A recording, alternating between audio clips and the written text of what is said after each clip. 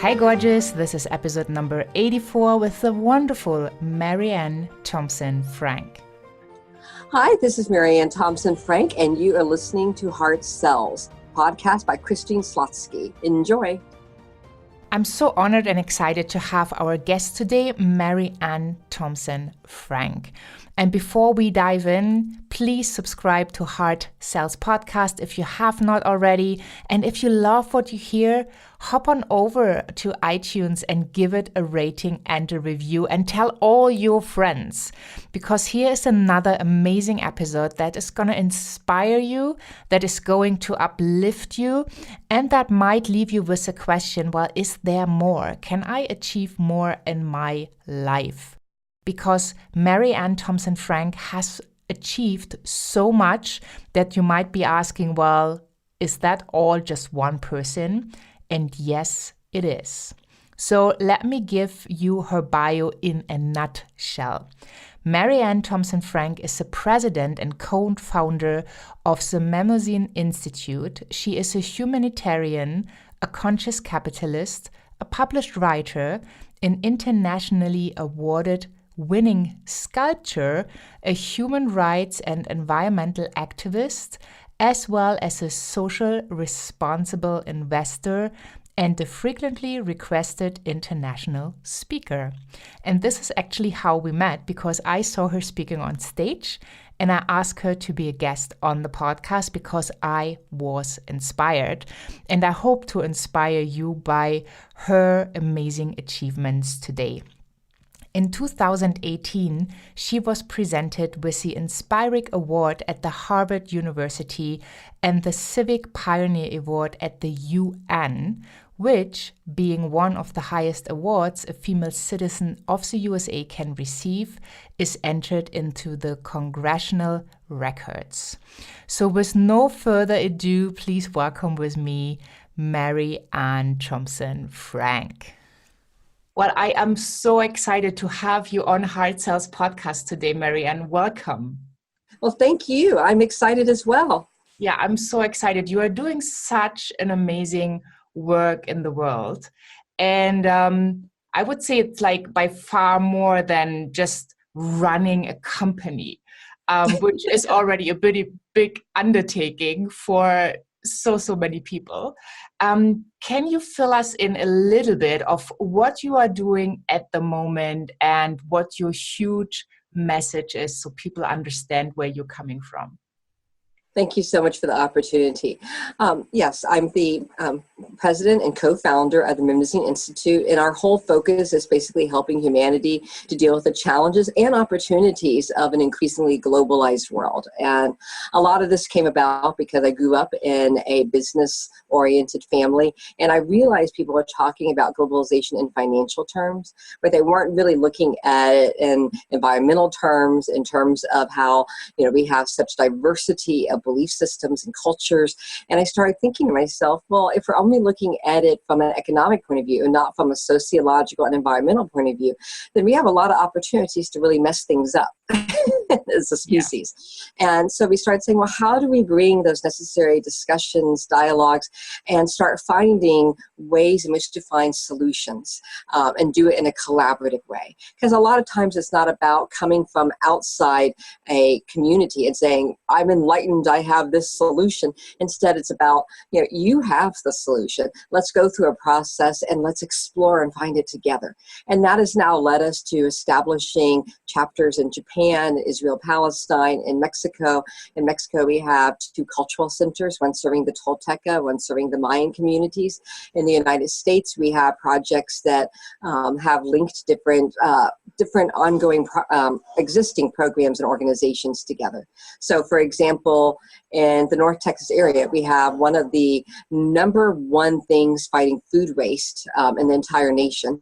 And that came about because we got area interfaith leaders, imams, rabbis, priests to go from as many food pantries and homeless shelters as possible, take 3 years to interview them, which would never make a business cringe. They'd say, well, you do your due diligence and research beforehand. But in the nonprofit world, that was shocking. So, for example, they went in, they asked questions, and then they found out that the biggest problem that all these food pantries and homeless shelters were facing was a means to store the food and a means to move it. And when they actually brought in those questions, people said, you're the first people to ever ask us what we need. People just throw money at us. They never say, what is it you want? What can make your service different? And so now, just by asking questions and coming with an informed strategy, we've been able, for example, this year alone, by the third week of January, we saved more than $3 million worth of food that would have gone to a landfill. Instead, it went to those that were hungry. So, that's just one example. But whether we've done that or negotiating the first treaty in 300 years between the Hopi and Navajo Indian nations, it always comes down to the same thing, which is researching, finding all the different things that are contributing to the issue at hand and working with the community who are always the experts to find a sustainable solution. So that's what we've done all around the world. That's amazing. Yeah. And, even when we talk nonprofit, people often think that it functions in a different way, but like from the sales perspective, it's the same. And that's why I'm so excited to have that conversation with you today. So no matter where people are and what they are trying to sell, it might be in their own business, it might be a service that it's not tangible. It might be a tangible product, but it could also be an idea. Yes. So what have you found is the biggest challenge when it comes to sales? When it comes to sales, one of the hard things, I think, especially for women, is really getting over the idea that, ooh, who am I to do this? Who am I to say I have something? And really being able to say, what, I have value. And I like to liken it metaphorically to being an artist because, I have been an artist, and it takes guts to put something on the wall and say, this is worth your time and money. It takes guts. I'm blessed to be a speaker and I've spoken around the world. And it takes guts to go on stage and say, I am worth the next 5 minutes, 15 minutes, 20 minutes of you listening to me. Time's the most valuable commodity any of us have. So anytime you say to somebody, I have value that is worth your time and money, it takes a certain amount of audacity to make that assumption. But if you're really honing in with empathy and going, wow, I understand where you're at. And as I like to tell people, empathy doesn't mean agreement. It means I'm trying to comprehend where you're at mentally and emotionally and literally, in terms of your finances and everything else that's going on with you. And if I can understand where you're coming from and truly make that attempt, then I can use that information to see whether I have in my arsenal of things something that's of use to you. And if I do, then I'm actually providing something of value and a service to you by offering it to you. And when you come at it from that perspective, then it's not something that's egotistical at all. It may seem audacious because you're offering it out of the blue, but in reality, you are helping somebody else to empower themselves in their journey. And when you see it like that, you're offering a partnership and a collaboration with that other person that's going to further help them on their way of life, whatever their main project and passion is. So if you come at it from that point of view, then, it's something that you're actually providing for somebody. And I think it's important to keep that in mind. Yeah, I love it. I think it's super important because so often I see that people have these amazing gifts, these beautiful services that really make a difference in people's lives. But they still are in that mindset that when the other person says yes, that they are saying yes to them, that they are saying yes to paying the price, so to speak, or I always say investment. But what it really is that the other person they're supporting is saying yes to themselves. Because without that yes, there wouldn't be any change. Yes, I'd say break it down to make it real simple. If someone's building a house and they don't possess a hammer and nails, and you own that, and you provide because you make hammer and nails, it would be a simple thing to say, in order to achieve what you're trying to do here, you need these hammer and nails.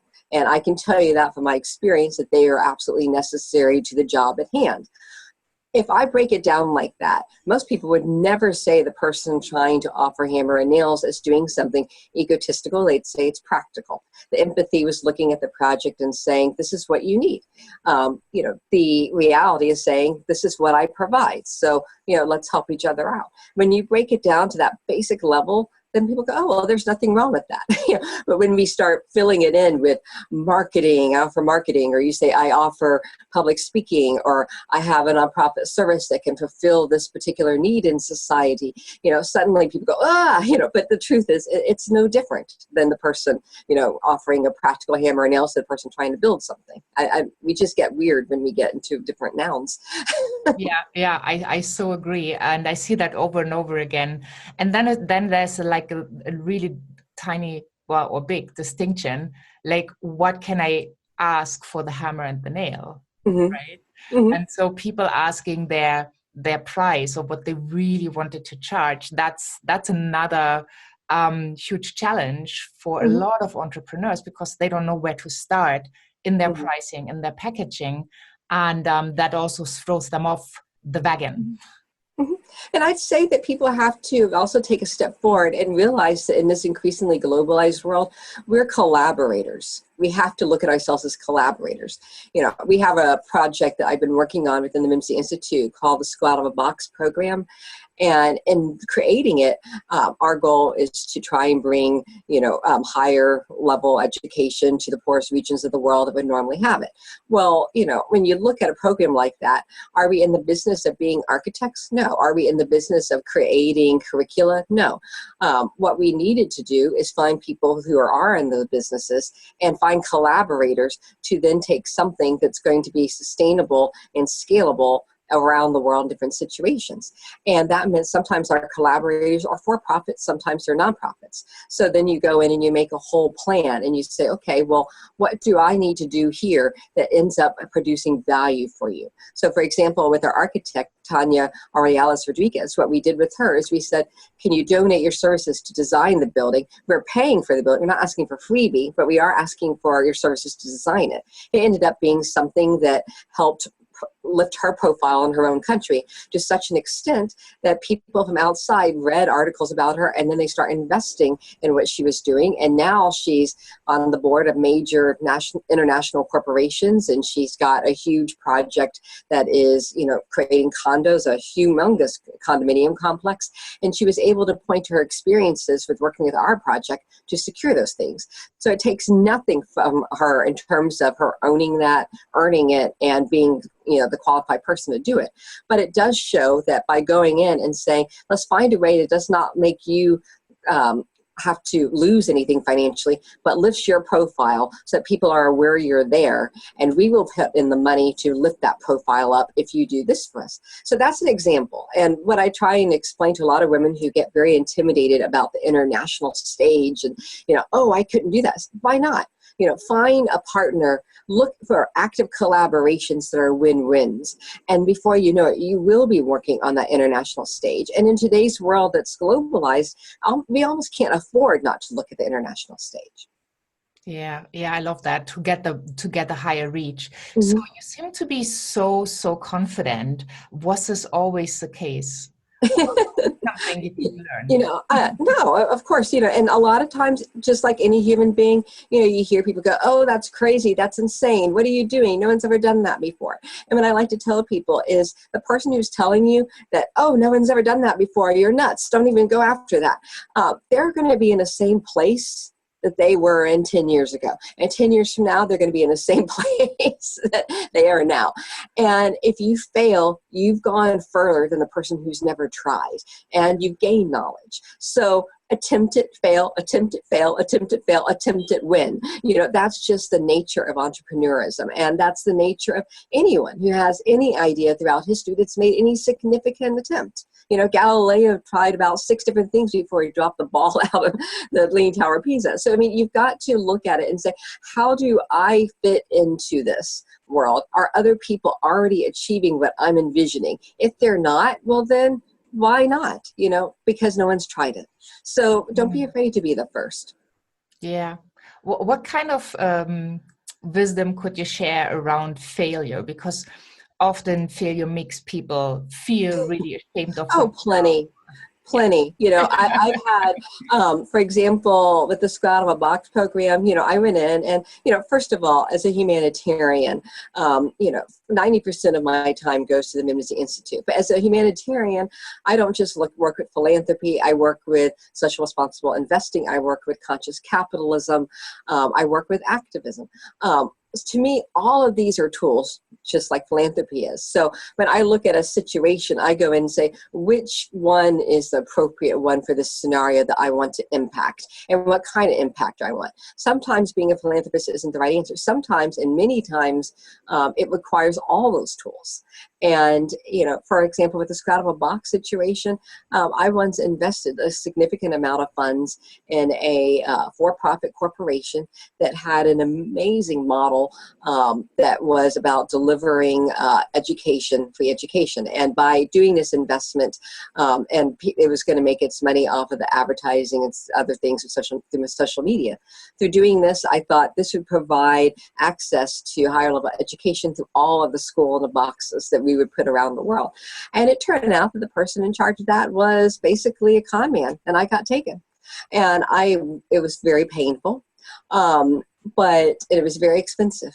And I had a couple of times later on the opportunity to regain my money. But if I did that, it would have left it open for other people to be taken advantage of. So I had a real hard ethical question. Do I recoup my money, or do I allow myself to be a block in the road legally, so that others would not be taken advantage of? And so it was an expensive lesson, but I took the financial hit. So, because basically when I brushed my teeth at night, I wanted to live with myself. And so that was for me more important.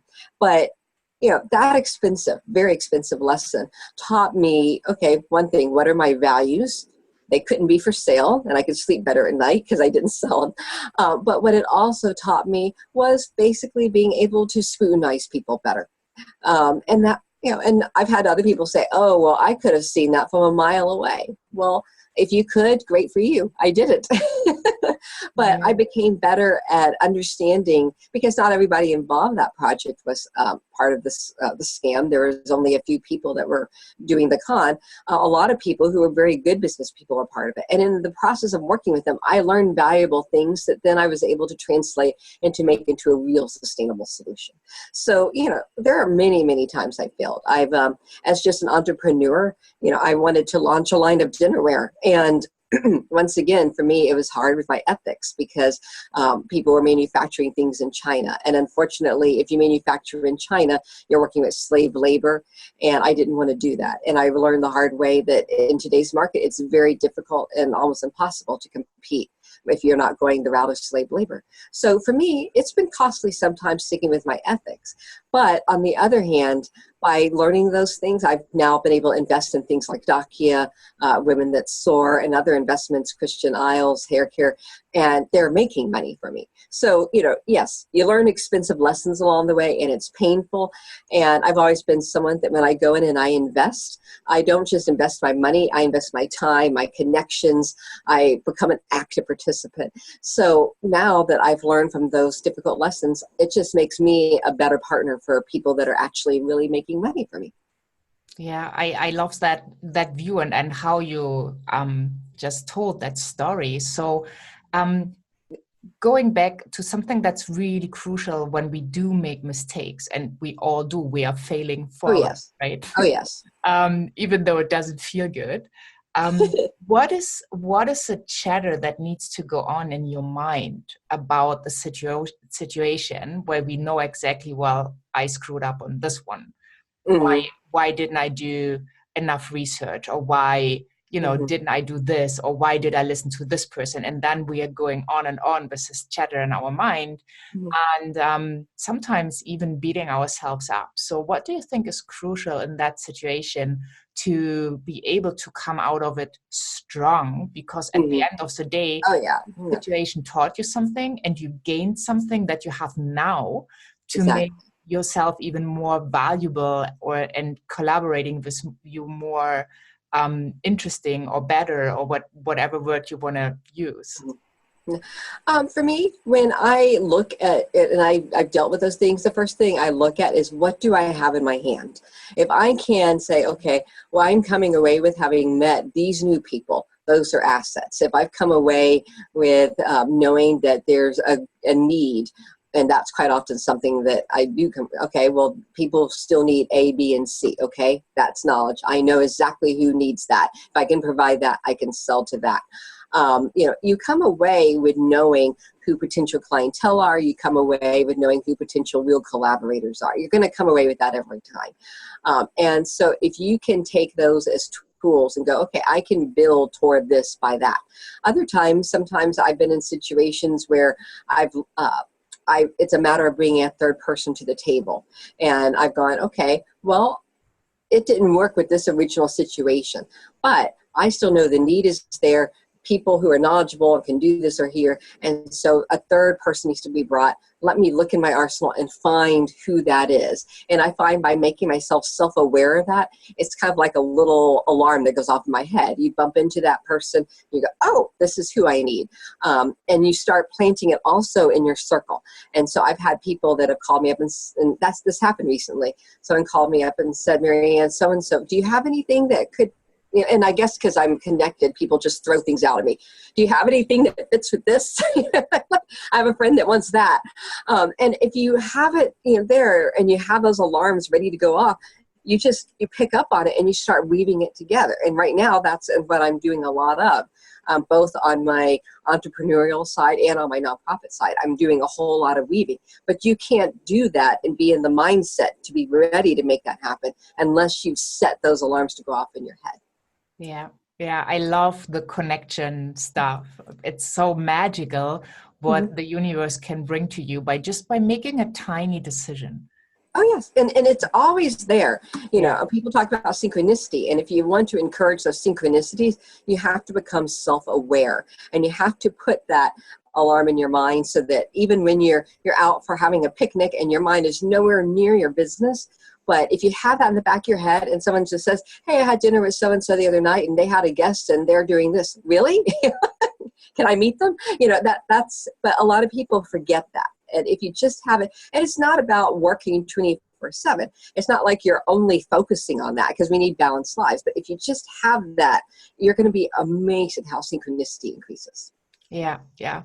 Well, for me, I felt like just being open and going with the flow and allowing yourself to say yes.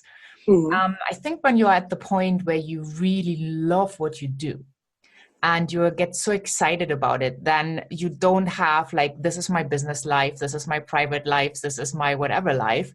You have just one.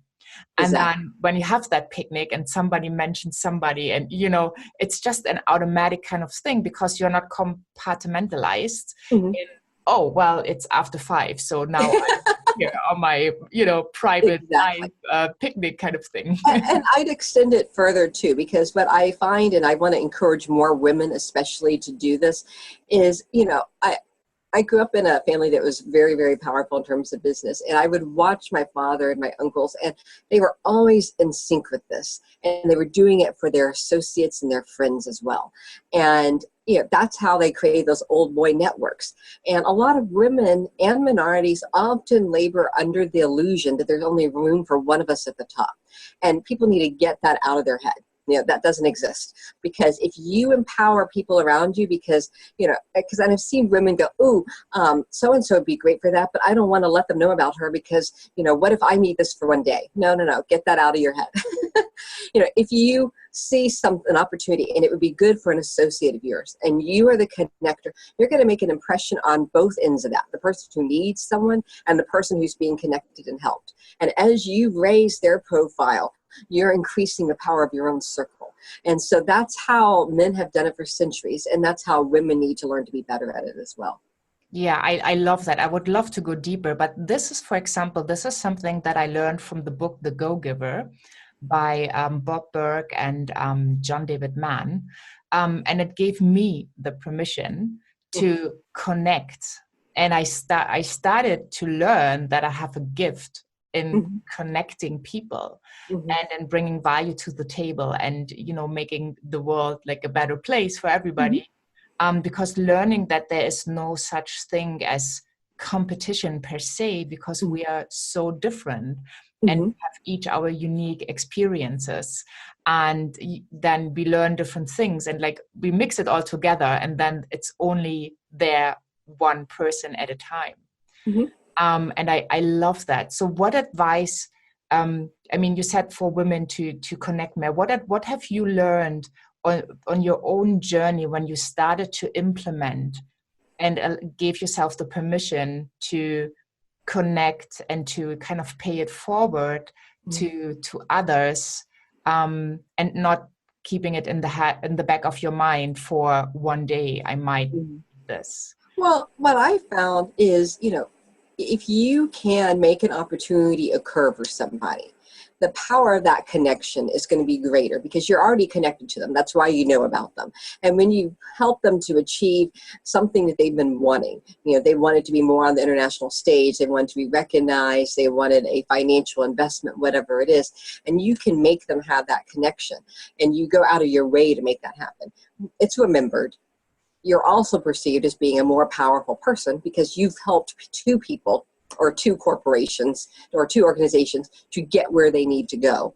So you've made a significant impact, not just in making the world a better place and all that, but you've made a significant impact in how people perceive you. And as you go further with that, then suddenly in those connections, as they start going higher and higher, guess what? Your circle is more empowered. So, if you just hoarded it all in, all those people are down here and they're just stuck way low. And so, yeah, whatever, they're good friends. But if you help them grow, then maybe a year, 2 years later, when, you need something, they're in an even better place to help you move forward. So I tell people, if you need a sociopathic reason to help somebody, you're actually investing in your own circle of influence. So, but, if you are someone who, like myself, moves from the heart, you find that the opportunities that come out of that, they are so amazing for yourself, and it feels good. It just feels good. And if you can feel empowered, not just from what you're getting in your bank account or what you're getting from your public relations, but if you can feel empowered by knowing, wow, so-and-so is really going up there and I had something to do with that, it changes your mentality. It changes your knowledge of your own self-potential. And just that amount of feeling, and yes, it's an emotional thing, but that translates into energy. And you're going to find that you believe in yourself and your capacity to affect change and be motivated and to motivate others increases significantly as well. Yeah, I love that. What a beautiful ending for this first episode. I'd love to pick up on this idea of to empower others and, kind of giving first mentality and also coming from the heart place. Because this is Heart Sells podcast. So people come from that place and they still listen because they want to find other ways to be inspired and motivated, and how to grow by staying in their heart, by being authentic and true to their values, but make a bigger impact. So before we are leaving, let us know where people can find you. Well, you can find me. The best place I tell people is Facebook, as it's just, when you travel around the world, it's one of the easiest, laziest ways to go, I'm doing this today. Yeah. So the Memnosyne Institute is on there. Vaksalaj Mayab, which is our Mayan Cultural Center outreach, is on there. And our Toltec Cultural Center are on there. Food Source DFW is on there. And one of our programs, Green Source DFW, are on there. So if you want to look for me, just Mary Ann Thompson-Frenk. I have both a public and a private Facebook page. People follow both. And again, the Memnosyne Institute. Just look at us on Facebook and you'll see the most up-to-date information. Yeah, wonderful. And I will definitely include it in the show notes and give people the resources to just find you with one click. Wonderful. Well, thank you so much. And I'm looking forward to the next episode with you. Thank you. Appreciate it. What a wonderful episode, gorgeous. The biggest takeaway for me, or the biggest reminder, was actually own your value. Instead of asking, who am I ask you, who am I not to? Because you provide so much value for the people around you, your clients, your family, your friends, that you really, really can own this value and you can step into doing what you love to do, coming from the space of your heart and really just offering and having this wonderful, thriving business. So I hope you were inspired by Mary Ann Thompson-Frenk, because I was definitely inspired by all she is doing, by all that is possible, and how you can actually step into the bigger vision of the picture you are seeing right now. So I'm so looking forward having her on for the next podcast episode. Make sure you are tuning in. Make sure you have subscribed to Heart Sells Podcast, and please tell all your friends, because I want to share all these messages with as many people as possible. I do think they are inspiring and they do add amazing value to everybody who is listening. So let your friends know about this and share this wonderful podcast, Heart Sells Podcast. Have a wonderful day wherever you are, and thank you so, so much for being here. Enjoy and tune into the next episode. Bye for now.